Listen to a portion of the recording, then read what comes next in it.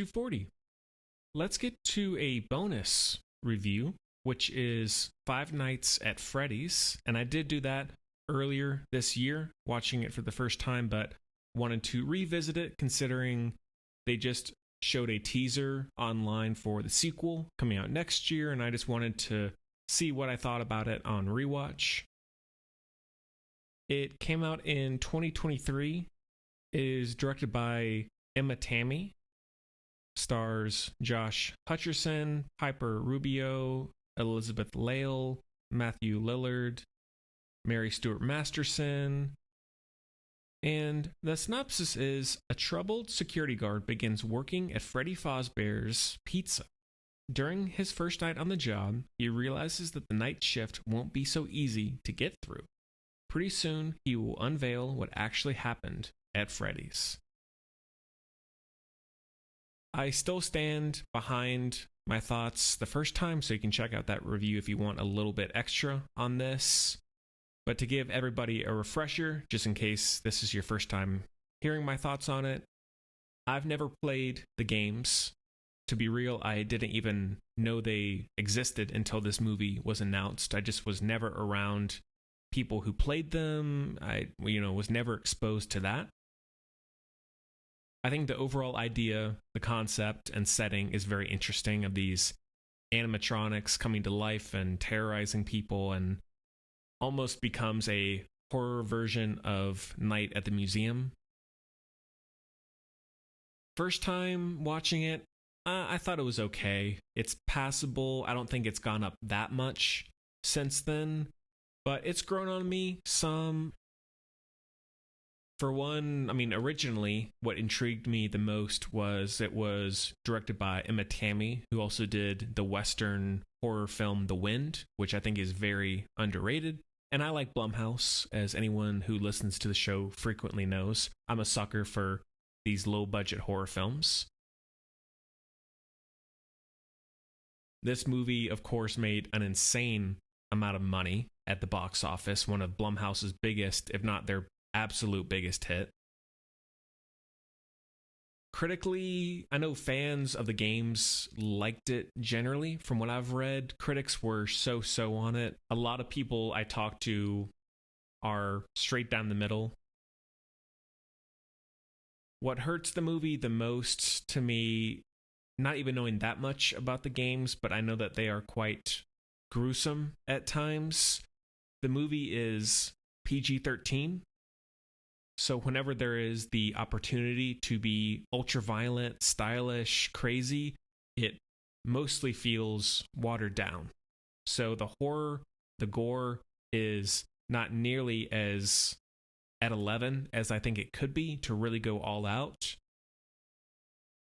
It still gets some scares and some spooks and has a decent atmosphere consistently,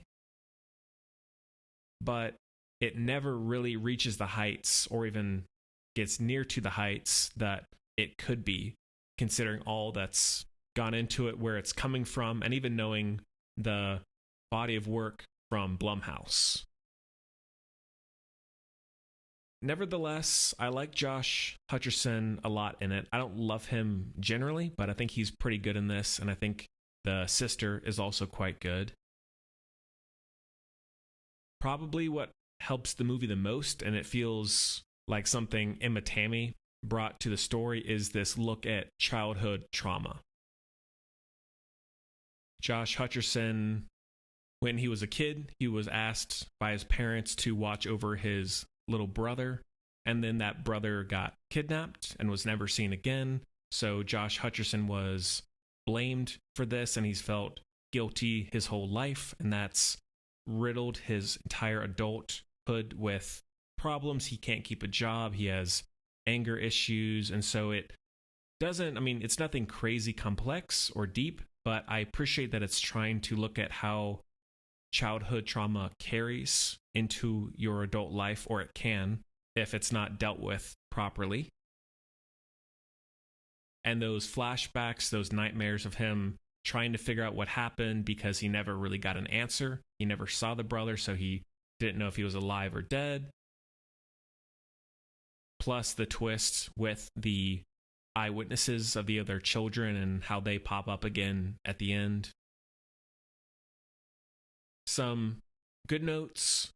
The look of the Freddy's establishment, I like. I like that it's run down, it's lit. I mean, it's a little monotonously dark at times, but I still like the sparse random lighting where there's some light fixtures hanging off and some random lights in the background, and then the ultra neon arcade game lights popping in different places.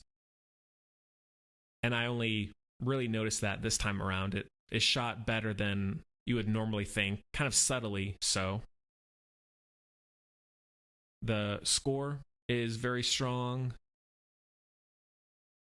In terms of some of the violence and the horror elements, the opening with the security guard stuck in the trap and the spinning saws or blades, whatever it is. The look of the bears is definitely a highlight and way more detailed and practical than I would think Blumhouse would normally do. I just wish there was more time spent with them on screen, not necessarily character development, but more variety with what the bears do throughout the movie. The killing of the group that's trying to screw over Josh Hutcherson and the bears laying traps for them one by one. The final moment with the actor who played Shaggy, love that guy, when he actually becomes the bear itself, like he's infused and the bear's mechanic sticks into his body. The band performance by the bears is pretty enjoyable. One little side note, I sort of have a soft spot for this kind of story because I work the night shift in security. So even though I don't work at a place like Freddy's, I like that atmosphere and you going there at night when no one else is there and things just have a different feel, a different vibe. If you haven't seen Willy's Wonderland with Nicolas Cage, I actually saw, just by chance, I saw that movie before this. I don't know how there wasn't more of a uproar with that film because it is truly just Five Nights at Freddy's, but with Nicolas Cage. The story beats are the same. The characters are slightly different, but it's one of the most obvious copies that I've ever seen. But it is still a decent movie. One of the better character designs for me is Foxy. Not to mention the voice performances for all the bears or the animals, and then the sound design with it all feeling very mechanical, rusty, sharp, edgy. It just really is well done in that way. All in all, though, I wish I could love this movie. I wish it was less predictable, a few more wow moments, shocking moments, not necessarily violence, but emotionally, stylistically.